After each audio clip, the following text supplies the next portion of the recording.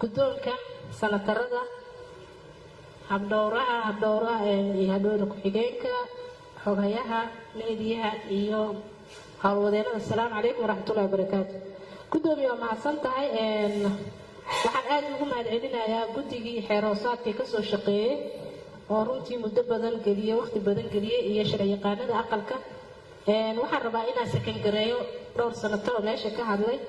number 1 awoodaha aqalka waxaan mar labaad aan soo jeedinayaa oo sakangareynayaa in la soo celiyo awoodihii aqalka, in anaga dhexdeeni aan ka doodno oon maxaa dhihi jira meesha laga saaro ma qabo. in la soo celiyo horta waa sakangareynayaa siiba labada qodob 12 iyo 13 iyo qodobka 19 oo meeshaba laga saaray.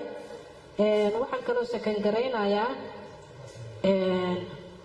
habdhowraha awoodiisa in kor loo qaado lagu soo daro inay yeeri karto. weli waxaa meesha ku qoran qodobkan ka hadlaya fadhiyada golaha in qofkii maqnaada 2 kulan loo xisaabinayo maqnaan, laakiin yeerinta waqti in loo yeelo.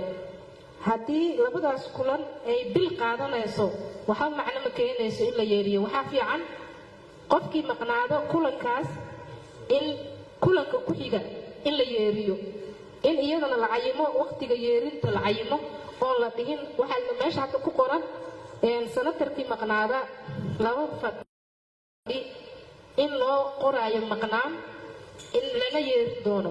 goormaa la yeerinaya? labadaas kulan muddo bil gudaheeda xitaa ku qoran in laga bedelo oo la yiraahdo hadduu maalin maqnaado maalinta labaad ee kulankaas ku xiga in la yeerinayo in laga dhigo. midda kale